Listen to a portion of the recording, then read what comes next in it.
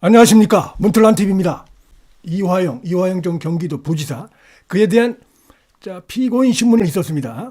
그래서 이제 남은 거는 검찰의 구형과 그 다음에 이화영의 최후 진술, 이거밖에 안 남았어요. 그 다음에 바로 이제 1심 선고가 나오면 그 내용이 상당히 그 관심을 끌 수밖에 없고, 결국 그걸 보고 수원지검에서 이제 곧바로 이재명에 대해서 소환을 하고 구속영장을 칠 가능성이 지금 매우 높은 사안입니다. 이게 왜냐면 100억 정도 돈이 사기업을 꼬셔가지고 자신의 정치적 목적을 위해서 이재명이 이화영을 앞세워가지고 쌍방울로 하여금 북한에 100억 원을, 그것도 몰래 불법적인 방법으로 쪼개기 해가지고 비밀리에 민발출한 이 사실이 드러났기 때문에 이건 뭐 엄청난 범죄입니다. 이게 이적죄의 일환이라고도 할 수가 있기 때문에. 그래서 이 건은 이제 이화영에 대한 1심 선고문이 곧 나올 텐데, 그 내용에 따라서 이재명에 대해서 한 번 정도 더 소환하고 영장을 칠 가능성이 높다, 이렇게 생각이 됩니다.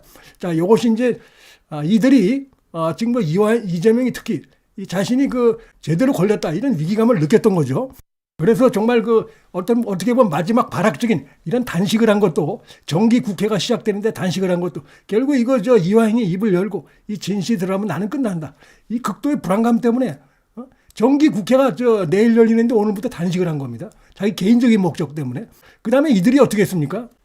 이화영의 진술을 바꾸고 부인을 통해서 재판정에 난입을 하고 변호사를 바꾸고 나중에는 재판부 기피 신청까지 내가지고 무려 한 2달 정도를 이런 재판 방해 행태를 저질렀기 때문에 그런 부분만 없었다고 하면 벌써 이화영에 대해서 1심 선고가 원래는 작년 한 11월쯤에 나오게 돼 있었던 겁니다, 이게.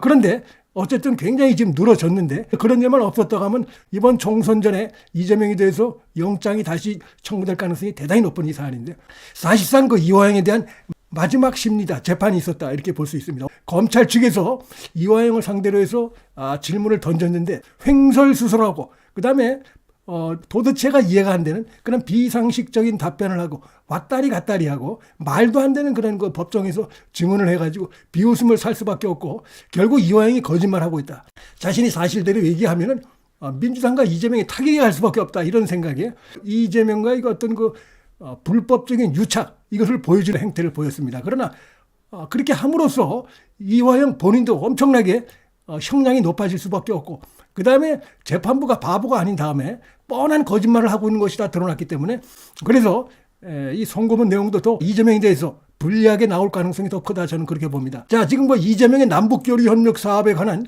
구체적 지시가 있었다거나 당시 경기도가 대북 사업에 중점을 두고 있지 않았냐는 검찰의 질문, 당연한 얘기고 상식적인 질문이 아니다라는 황당한 이런 취지로 답변을 했어요. 이화영이 북한에 갔다 와서 기자회견도 하고 앞으로 경기도가 뭘 앞장서니 어쩌니, 이런 모든 행사 세리머니가 다 있고 보도가 다 있는데 황당하게 경기도가 대북 사업에 중점을 두고 있지 않았다, 이런 말을 하고 있습니다. 완전히 지금 코너에 몰다 보니까 이성을 상실한 이런 답변을 했다고 볼 수밖에 없습니다. 이거는 결국 이화영이 하는 말이 거짓말이라는 걸 재판부가 더욱 확신을 가질 수밖에 없는 답변이었다. 그다음에 검찰이 이화영이 북측 인사를 만나기 위해 중국으로 출국한 2018년 10월 2일, 이재명이 당시 트위터에다 이렇게 했어요. 지금 당장 할 수 있는 남북 교류 협력 사업부터 시작하겠습니다. 이 굉장히 중요한 부분입니다. 당장 할 수 있는 남북 교류 협력 사업부터 시작하겠습니다라고 올린 글을 딱 제시하면서, 이게 누가 올렸냐? 이재명이 올린 겁니다, 자기 트위터에.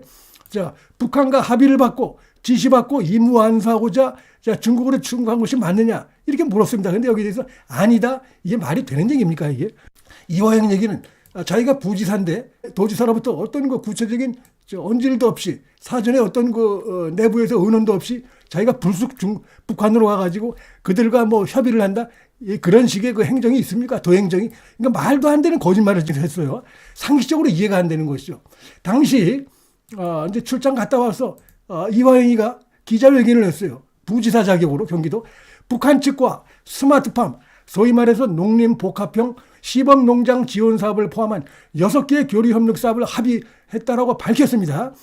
그런데 이렇게 얘기를 합니다. 질문에 대해서 이 지사가 특정하게 지시한 것이 없었다, 일반론적으로 남북 교류 사업 가능한 것 상의해 오겠다, 이런 얘기는 했다. 이게 상식적으로 말이 되는 얘기입니까? 이게 이 도종이라는 게 이런 식으로 합니까? 더군다나 상대가 북한인데 북한이 뭘 원하는지도 모르고 그다음에 이쪽에서 뭐가 준비됐는지 이런 거 없이 그냥 가가지고 북한한테 우리가 도와주고 싶은데 필요한 게 뭐냐 이렇게 얘기를 했다는 얘기입니까? 그런 상태에서 협의를 했다는 얘기입니까? 말이 안 되는 것이고 그럼 북한이 뭐라 그러겠습니까? 뭘 도와주려고 그러는데 이게 물어보지 않겠습니까? 그러니까 이게 지금 이제 요 행사가 이화영이가 북한에 가기 전에 바로 경기도가 북한 측들을 이렇게 포함해서 경기도가 주최한 킨텍스에서 주최한 그 사업이 있었습니다. 그때 북한에서 나름대로 그 남북 무슨 관계 파티에 있었던 북한의 관계자들에게 당시 그 이재명이가 했던 발언들이 언론 보도가 다 있어요.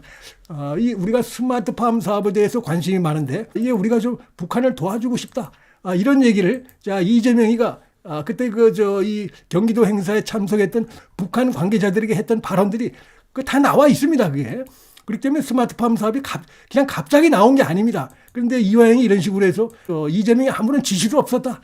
내가 가가지고 만나서 그렇게 해서 그들이 뭐 스마트팜 사업으로 이렇게 해가지고 됐다. 이런 도행적은 없는 것이죠. 이게 말이 안 되는 것이고. 그 다음에 결정적으로 이화영이 북한으로 가려고 그러니까 이재명이 트위터에다가 지금 당장 할 수 있는 남북교류 협력 사업부터 시작하겠으나 이게 어느 정도 얘기가 됐다는 얘기입니다. 그래서 오늘 완전히 거짓말을 했다, 드러났다. 자, 이렇게 볼 수가 있겠습니다. 자, 그 다음에 이런 식으로 횡설수설하는 모습을 보였어요. 2018년 추진된 특별방북단, 경기도의 특별방북단에 관해 묻는 검찰 질문에 역시 또 일관성이 없는 답변을 내놓기도 했어요. 딱 들어도 거짓말하고 있다고 느낄 수 있는 그런 그 태도를 보인 겁니다. 자, 2018년 9월 10일 제3차 남북 정상회담을 위해 대통령 특별수행단에 관심을 가진 적이 있느냐? 검찰이 물어보니까 여기 대해서도 황당하게 없다.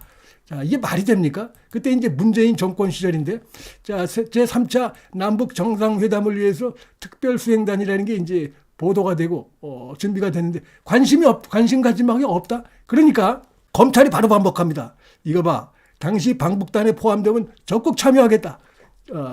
이재명 지사의 방중 일정이 전면 취소될 수도 있다. 이렇게 보도된 언론 인터뷰를 딱 제시하자 뒤늦게 또 말을 바꿉니다. 관심을 표명한 거 맞다. 이게 뭡니까? 바로 답변해놓고 곧바로 뒤집어지는 겁니다. 다시 또 검찰이 방북 특별수행단에 관심을 가진 것이냐 다시 물으니까 당연히 관심을 가졌다면서 180도 바뀐 이런 또 발언을 하고 있어요.